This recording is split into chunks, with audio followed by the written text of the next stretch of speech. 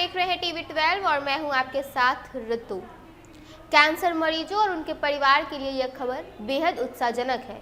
जी हाँ, बिल्कुल सही सुना आपने, क्योंकि ऑस्ट्रेलिया के एक टेक एक्सपर्ट ने अपने पालतू डॉग के कैंसर के इलाज के लिए ऐतिहासिक कदम उठा लिया है।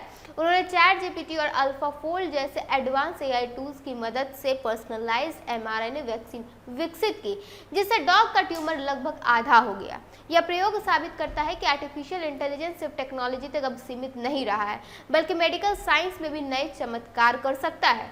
यह एआई आधारित कस्टमाइज्ड ट्रीटमेंट भविष्य में इंसानों और जानवर दोनों के लिए नई उम्मीद पैदा कर रही है।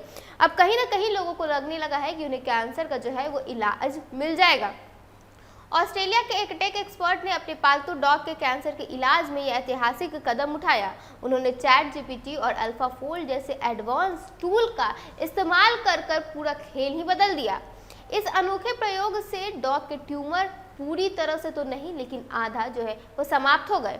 यह घटना यह साबित करती है कि आर्टिफिशियल इंटेलिजेंस कितना ज़्यादा जो है वो अब विकसित हो गया है, बल्कि मेडिकल साइंस भी इस चमत्कार को पूरी तरह से मानने के लिए तैयार है।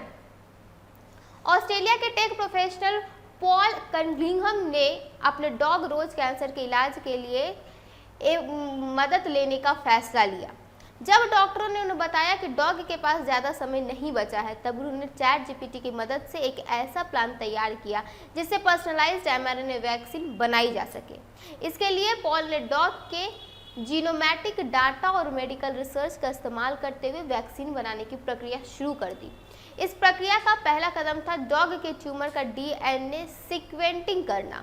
पॉल ने यूएसएनडब्ल्यू रीमेक सेंटर फॉर जेनोमिटिक्स से ट्यूमर का सैंपल लेकर उसके डीएनए जांच करवाई। डीएनए डाटा मिलने के बाद उन्होंने इसे पेल्ग्रोलियम और डाटा पाइपलाइंस की मदद से प्रोसेस किया। इस प्रोसेस से उन म्यूटेशंस की पहचान हुई जो कैंसर के लिए जिम्मेदार थे। इसी जानकारी के आधार पर उन्होंने वैक्सीन का ब्लूप्रिंट तैयार किया, जो पूरी तरह डॉग के ट्यूमर के म्यूटेशन के मुताबिक था। इस पर्सनलाइज्ड वैक्सीन का प्रयोग पिछले साल क्रिसमस के समय डॉग पर किया गया।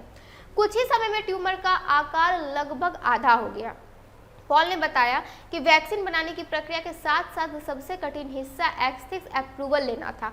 उन्हें ऑस्ट्रेलिया में ड्रग ट्रायल की अनुमति के लिए लगभग 3 महीने तक रोज 2 घंटे मेहनत करनी पड़ी और करीब 100 पेज का डॉक्यूमेंट तैयार करना पड़ा। इस घटना पर टेक्नोलॉजी जगत के बड़े नामों में भी प्रतिक्रिया दी। ओपन एआई के प्रेसिडेंट ग्रैंड ब्रॉकमन ने इसे एआई के प्रभावशाली इस्तेमाल का उदाहरण बताया और एक्स पर लिखा कि कैसे एआई ने पॉल कनिंघम को अपने डॉग के लिए पहले पर्सनलाइज्ड कैंसर वैक्सीन बनाने में मदद की। गूगल डिप्लोमेट के सीईओ डेमिस हसाबिल ने अल्फाफोल्ड जैसी तकनीकों को डिजिटल बायोलॉजी के भविष्य की शुरुआत बताई।